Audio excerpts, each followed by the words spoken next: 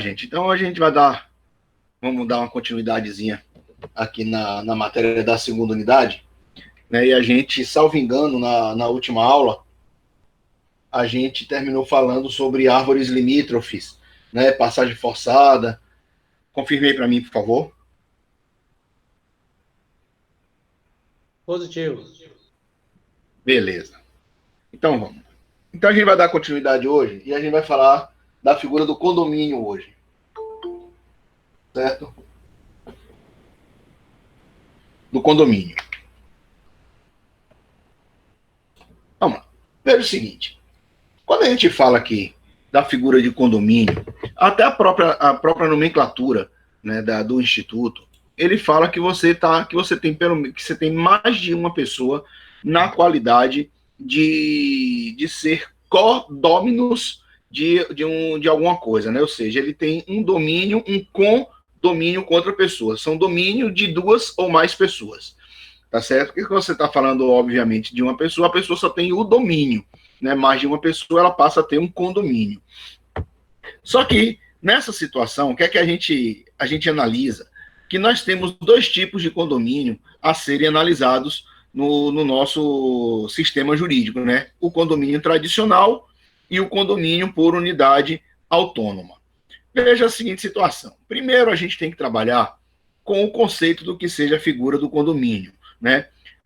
O condomínio, na verdade, ele é uma espécie de propriedade em que dois ou mais indivíduos são titulares em comum de um mesmo bem. Óbvio que, via de regra, exercendo cada qual posse e propriedade sobre fração ou parte da coisa, né? Então, dentro desse conceito, a gente tem o princípio da exclusividade que não é ferido, como nós já conversamos aqui. Porque quando você fala, e o exemplo que a gente fala, falando aqui da figura do nosso casal 20, Expedito e Thaís, quando eles adquirem um imóvel, né, na vigência do matrimônio deles, eles são condôminos em relação àquele imóvel. Mas se vocês observarem, e já foi dito isso na sala de aula, tanto Expedito quanto Thaís, por conta da figura da meação, eles só são detentores efetivamente de 50% daquela propriedade. Entendeu? Veja, Expedito ele não é o dominus de 100% do imóvel, e nem Thaís é domino, né, a domina, no caso, de 100% do imóvel. Ela tem direito a 50% e ele tem direito a 50%. Então, o que nós temos aí seria uma abstração de percentual. Deve ser aqui, se alguém está com problema em me ouvir? Ou é só Auri?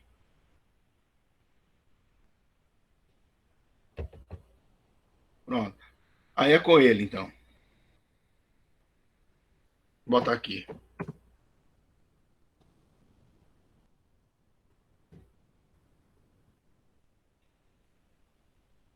Tá certo? Então, veja.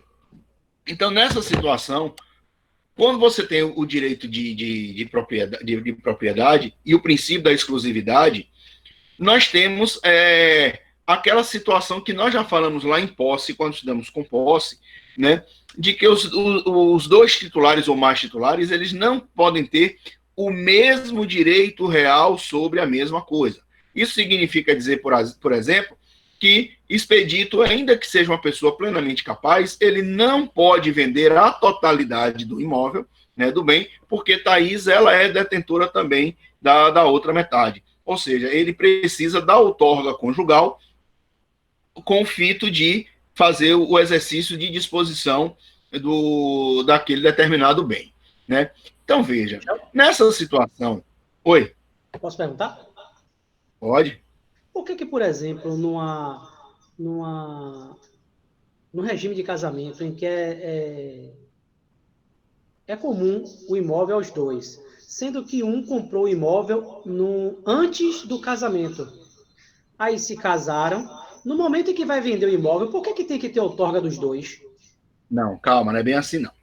Não é bem assim. Quando você estiver estudando isso de direito de família, lá no próximo semestre, aí vocês vão ver as diferenças. Porque nós temos, Expedito, 5 tipos de regime de bens no nosso ordenamento jurídico: comunhão universal, comunhão parcial, separação convencional, separação obrigatória e participação final nos aquestos. Entendeu? Então, a depender do regime, né, você precisa ou não de outorga para determinados atos jurídicos. E a própria lei vai estipular as situações diferentes para cada regime de bem estabelecido no casamento. Entendeu? Não é tão taxativo desta forma como que você está falando, não. Mas isso é mais para vocês aprenderem no semestre que vem. O importante nesse primeiro momento... Oi? Me perdoe até por estar fugindo do assunto, porque surgiu essa... Não, tranquilo. Não, mas é porque isso faz parte de propriedade também. Agora, mais o importante, e não deixa de ser uma figura de condomínio, porque quando você casa, e o exemplo que a gente está dando da figura do casamento, entendeu? Via de regra, a gente pensa muito no regime da comunhão parcial de bens, porque ele é o regime legal, entendeu? Só que a gente está falando de condomínio, e nesse primeiro momento é importante vocês saberem que a figura do condomínio, mesmo que você seja coproprietário de um determinado bem, né, você não tem plena liberdade sobre aquele bem, entendeu? Porque não é apenas a questão do imóvel. Como a gente ia falar aqui, ele vai falar aqui daqui a pouquinho, eu posso ter um condomínio que não necessariamente seja decorrente da figura do casamento, entendeu? Se lembrem quando nós falamos aqui da figura da confusão, da comistão, vocês se lembram? Da aquisição da propriedade imóvel, como a gente falou lá atrás?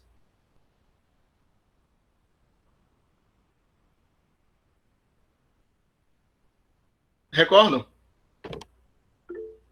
Pois é. Veja que naquele momento ali, quando a gente disse o seguinte, se você tem dois líquidos que você mistura e você não tem como dissociar, ali você está fazendo um condomínio, né, entre as pessoas. Cada um vai ser o proprietário do percentual, né, que utilizou naquela mistura. Se não puder fazer a diferença ou efetivamente comprovar a quantidade proporcional que cada um tinha, vai instituir os 50% para cada um. Percebeu? Ali a gente já estava falando de condomínio também. Quando a gente falou da árvore limítrofe na última aula, veja que na árvore limítrofe a gente também estipula a figura do condomínio, né? Ou seja, quando você tem uma árvore na linha divisória, ela pertence aos dois proprietários. Então veja que ali também já estava falando da figura do condomínio.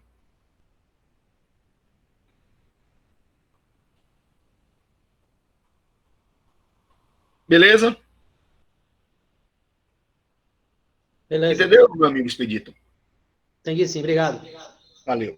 Agora, veja, quando nós temos aqui, que a gente analisa essa figura do condomínio, né?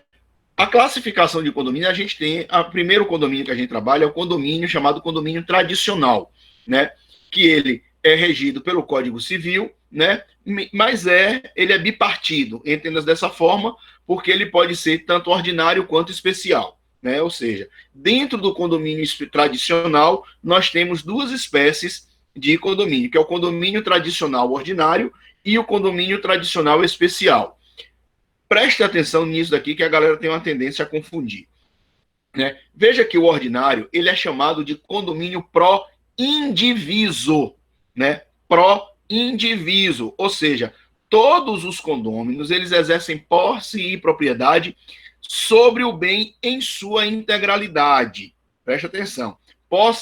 Essa figura do condomínio pró-indiviso, né, é nessa situação em que, por exemplo, na figura lá da confusão que nós falamos, entendeu? Na confusão que nós falamos da mistura dos líquidos, ali é um condomínio pró-indiviso porque os dois, eles têm direito sobre a totalidade do bem, porque você não tem possibilidade de estar dividindo aquele determinado objeto. Por isso que chama de condomínio pró-indiviso, ou seja, você não tem a possibilidade de divisão, que é diferente do condomínio tradicional especial, que é o chamado condomínio pró-diviso, ou seja, os condôminos exercem posse e propriedade sobre parte certa da coisa.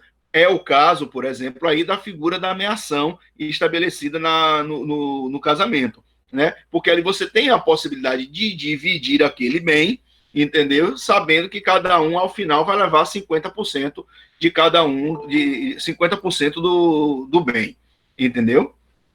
Óbvio que esse condomínio especial, né? Como você exerce posse e propriedade sobre parte certa da coisa, né? Você tem outras situações, como exemplo, a figura do chamado compáscuo, né? Aqui a figura do compáscuo, o compáscuo, né? Que é chamado de condomínio de passagem, né? É aquele que observa aquela regra da servidão predial que nós temos, entendeu? É o chamado condomínio de passagem, que onde vai seguir as regras da servidão predial, né? E você tem o condomínio especial de partes específicas, né? Que é aquele condomínio das árvores limítrofes, dos muros, das cercas, né? Que tem uma natureza jurídica, inclusive de direito de vizinhança, né? Mas somente haverá efetivamente o condomínio se o muro, no caso, posso sim, estiver integrando o imóvel dos dois titulares, ou seja, esteja na linha divisória certinha, né? Então, veja, Edivaldo, o condomínio ordinário, ele é chamado de condomínio pró-indiviso, pró-indiviso, ou seja, a totalidade, né? Os condôminos, eles exercem posse e propriedade sobre o bem na sua integralidade. Aquele exemplo que nós falamos aqui, né? Por exemplo, das árvores limítrofes, né? Da árvore limítrofe, que você não tem como dividir sem destruir a essência da coisa, aquele condomínio que foi estabelecido também na figura da confusão, né, quando as coisas se misturam, ou da comistão, que misturam coisas líquidas e coisas sólidas, né? Então, esse é o condomínio chamado condomínio ordinário, que é pró-indiviso. O condomínio especial, ele é chamado de pró-diviso, porque os condôminos exercem posse e propriedade sobre parte certa da coisa, tá certo? Então você tem a possibilidade de dividir e depois cada um levar a sua parte específica naquele determinado objeto. Entendeu? Beleza? Entenderam essa parte? Meu amigo Carlos Henrique, pura infantaria.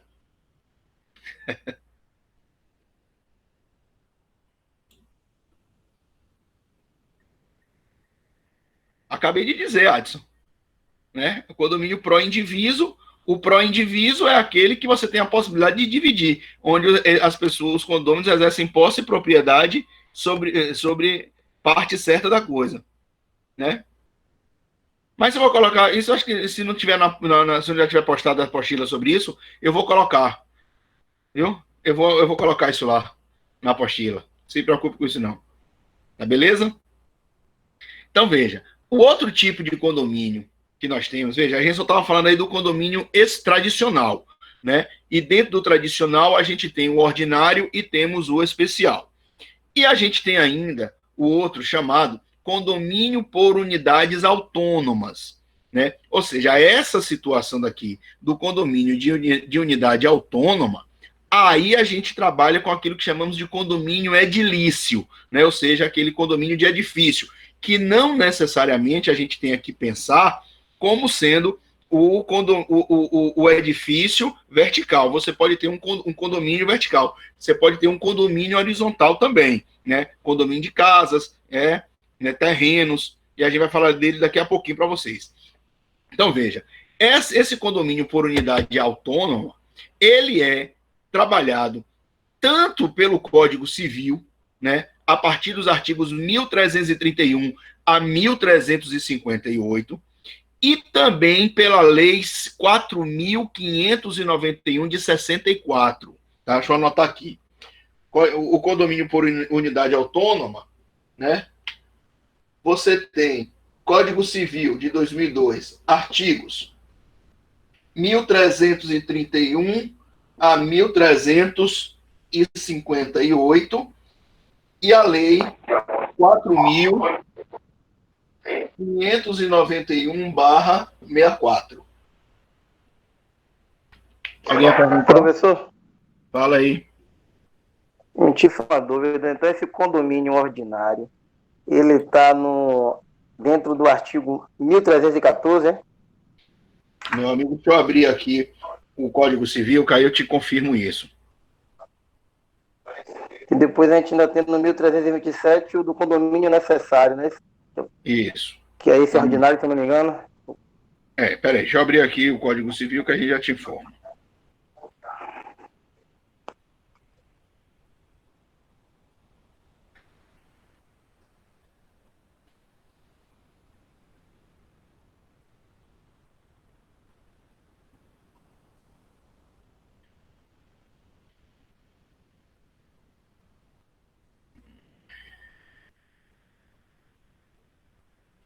condomínio voluntário.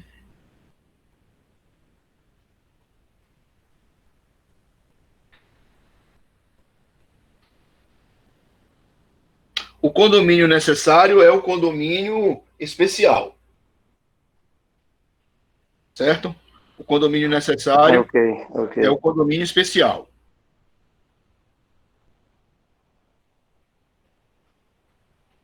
Tá? Agora, o ordinário que nós estamos falando é o que está estabelecido a partir do artigo 1320. 1316, 17, 15. Aqui. A partir do 1314. Condomínio voluntário. A partir daí, tá beleza?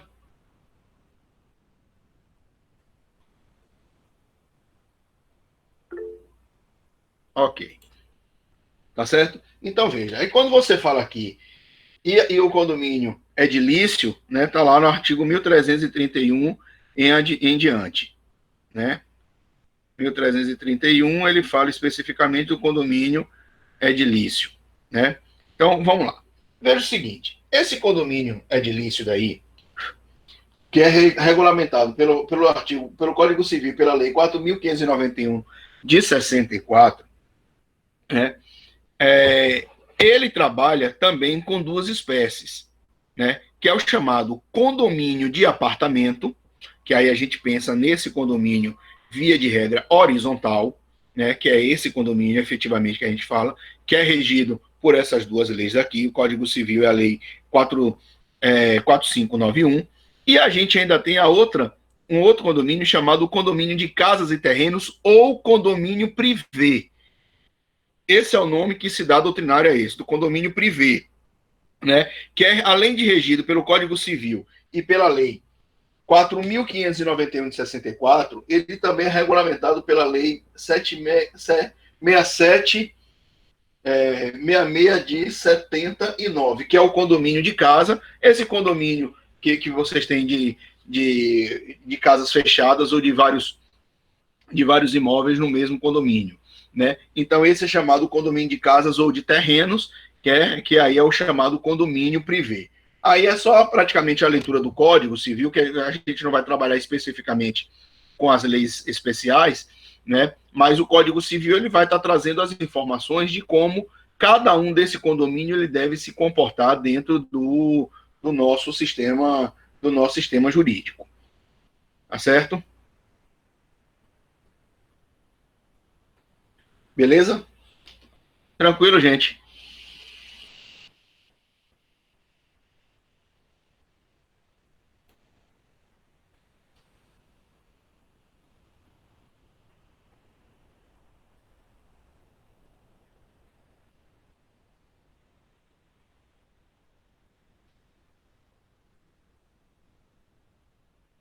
Agora, quando a gente fala aqui da figura do condomínio, a gente também tem a estrutura jurídica, né? O edilício serve para apartamentos e casas, serve também, né? Só que o condomínio de casas, Otton, ele ainda tem a outra lei, a Lei 6766 de 79, né?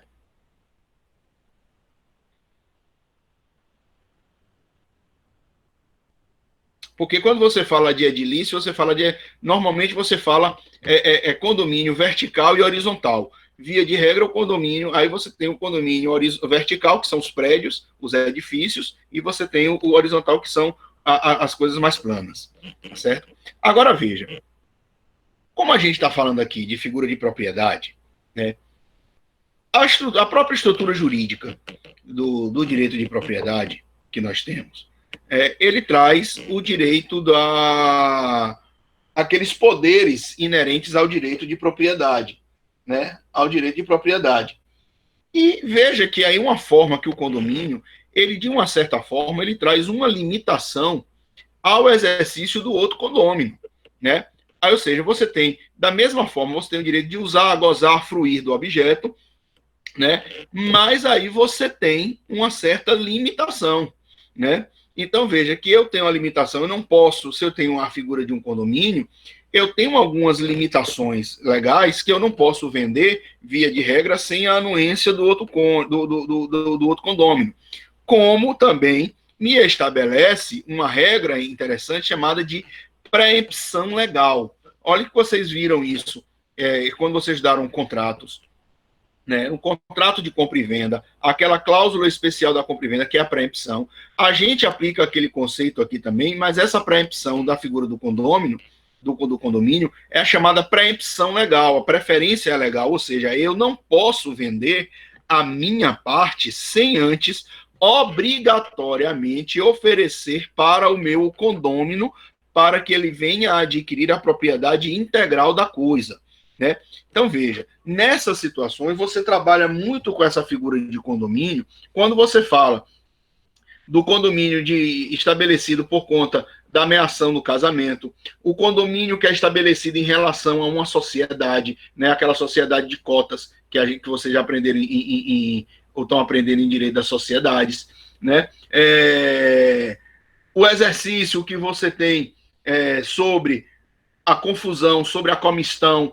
Então, tudo isso daí é condomínio que você limita o direito de propriedade, porque eu não posso, pura e simplesmente, dizer vou vender e vou vender para qualquer pessoa. Então, eu vou sofrer limitação para isso. Entendeu? É aquela coisa que a gente trabalha com direito de vizinhança também. Aplica-se mais ou menos a mesma regra. O meu direito termina quando começa o direito do outro. Né? Só que a diferença é, quando você fala de direito de vizinhança, você está analisando a sua propriedade em contraponto à propriedade da outra pessoa. Então, são dois direitos de propriedades diferentes que vão se coincidir por conta do direito de vizinhança. Aqui não, no condomínio, os dois têm direito sobre a mesma coisa, sobre o mesmo objeto.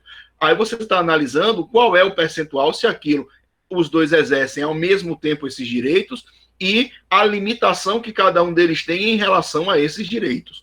Então, eu não posso vender uma coisa que eu sou condômino de outra, entendeu?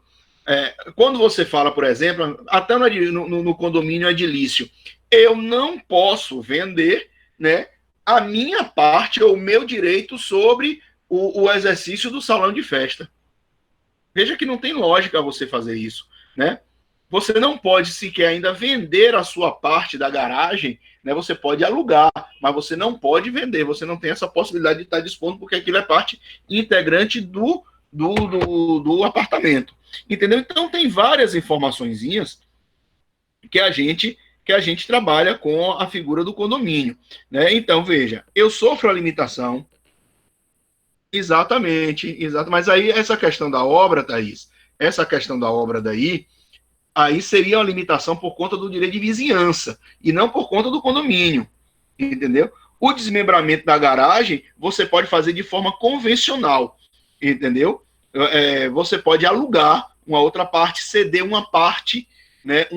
Uma parte de uso, seria uma seção de uso, entendeu? Aí você pode fazer, mas você não tem como transferir aquilo dali para o seu vizinho, por exemplo, porque a garagem ela vai fazer parte da fração do seu apartamento. É por isso que o IPTU ele é calculado em cima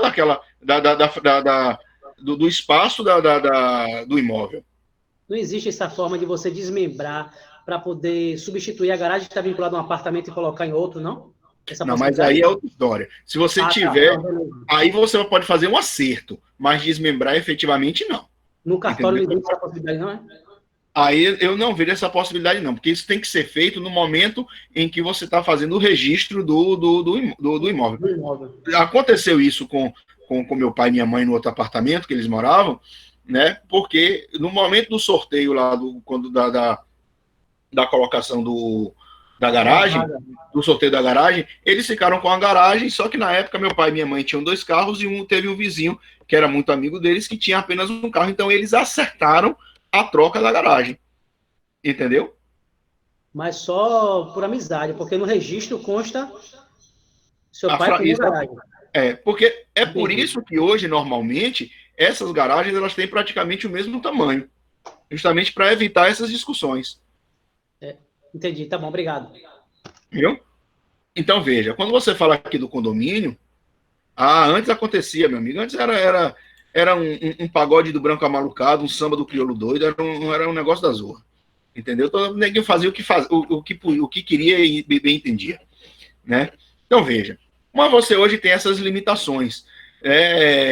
Então, a gente tem, via de regra, em princípio, o condomínio, ele surgindo, né? Ele tem como uma propriedade uma coisa bem interessante, né? Que o condomínio, ele surge para ser extinto em um primeiro momento. Não o condomínio edilício, né? Porque você não está criando a possibilidade de destruir o prédio. Mas quando você fala que o condomínio ele surge para ser dissolvido, para ser extinto no futuro, é porque você tem uma intenção de, em um determinado momento, seja por qualquer motivo jurídico, aquele condomínio venha a se dissolver, inclusive pela morte de uma das pessoas, de uma das partes condôminas. Né? Então, veja, naquele exemplo que nós falamos aqui da figura da mistura das coisas líquidas, eu tenho o direito de propriedade sobre aquela nova mistura com meu amigo Otton. Se eu vier óbito, se aquilo não se transmitir por herança, aquele direito, aquilo vai se consolidar a propriedade toda na figura do outro condômino. Tá certo? Então, veja que a gente tem algumas situações bem peculiares em relação ao condomínio. Veja que antigamente, né, antes do Código de 16, na verdade, antes de 1977, quando a gente fala da figura de casamento, é uma coisa que a gente sempre trabalha com isso, a gente tinha uma situação de que o casamento ele era indissolúvel.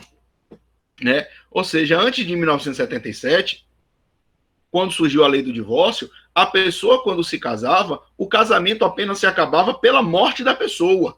Né? Você tinha a figura do desquite, que você punha fim à sociedade conjugal, mas não acabava com o casamento, tanto assim que a pessoa ainda permanecia com a impossibilidade de contrair novo matrimônio. Então, veja, quando se falava de condomínio decorrente de casamento, você tinha o chamado condomínio indissolúvel. Você não tinha a possibilidade de criar, de dividir aquele patrimônio que tenha sido estabelecido, senão por uma determinação judicial.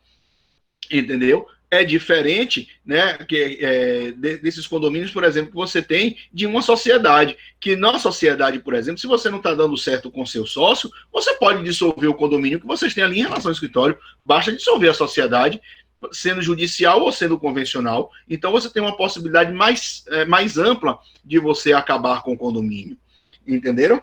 Então, veja, e fora que, nos condomínios, se tem uma responsabilidade interessante, né, é que quando essa responsabilidade ela faz menção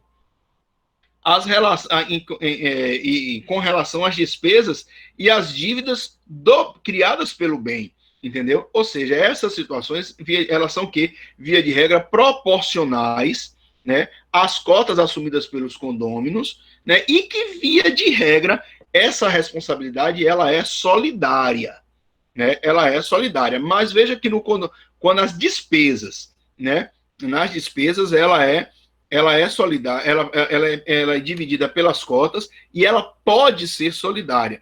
A depender da situação, ela vai ser fracionária, que vocês aprenderam isso lá em obrigações, e salvo engano foi comigo, a turma de vocês, foi que nós falamos naquele momento, na obrigação fracionária, eu não posso cobrar de um apartamento a dívida do outro apartamento, entendeu? Se fosse totalmente solidária, aí eu poderia cobrar, mais via de regra, aí você tem para o condomínio edilício, né, a responsabilidade fracionária. Mas quando você fala de cotas, né, de sociedade, que também é um condomínio, você tem via de regra, até porque o próprio contrato de sociedade vai estabelecer isso, a responsabilidade de natureza solidária, uma vez que solidariedade não se presume, ela decorre da lei ou decorre do contrato.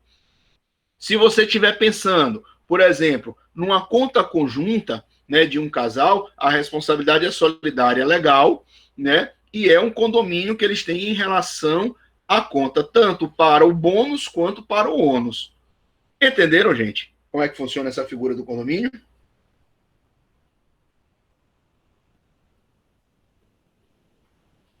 Beleza?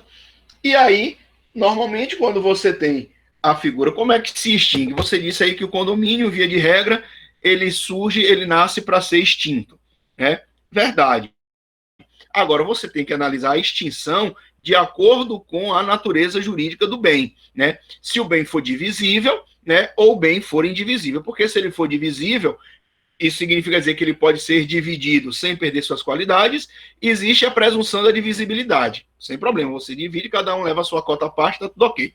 Mas quando o bem é indivisível, pela sua natureza, né, você tem a possibilidade, né, de haver uma necessidade de uma intervenção judicial, né, para você fazer a divisão do condomínio, né? Ou veja o seguinte, se o bem ele é indivisível por sua natureza, e se a fração, no momento que você tiver dividindo a coisa, ela se torna pequena demais, tornando o objeto economicamente inviável, né? Aí você tem que pensar primeiramente na preempção. Antes de dividir o objeto, eu tenho que dar direito à opção para que uma pessoa venha o outro condômino, ele venha e tenha a possibilidade de comprar, sob pena de você estar extinguindo com o valor econômico da coisa ou depreciando o valor da coisa e se torne inviável aquela divisão que não é interesse de ninguém, né? Então, veja, se o bem ele é divisível, né, e cada condômino podendo alienar sua cota à parte, né, pode ocorrer até a falta de direito de preferência, mas deve ser observado se tiver estabelecido no assento das partes. Mas a regra dita que você deva, primeiramente, oferecer, por ser uma obrigação de eficácia real, que você ofereça para o seu condômino para que ele assuma a propriedade integral da coisa. Óbvio que pagando o preço justo, né, daquele patrimônio, tá certo? E se você estiver pensando no bem indivisível, é o direito de preferência, ele já está estabelecido, né, nessa situação, para que você não esteja outorgando direitos sobre uma divisão para uma pessoa estranha àquela que surgiu na relação jurídica original. Beleza, gente?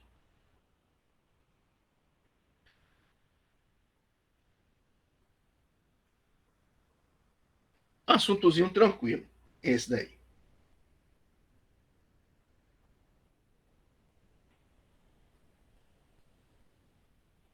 Aí a gente volta, né, a falar aqui agora, né? Na verdade, aqui a gente já poderia estar entrando no direito real sobre a coisa alheia, que seria o nosso último, o último assunto do semestre, né? Só que aí o direito real sobre a coisa alheia, ele tem vários institutos. Aí você tem o uso, usufruto, tem o hipoteca, anticrese, aquela coisa toda, entendeu? Aí a gente prefere dar uma segurada, porque senão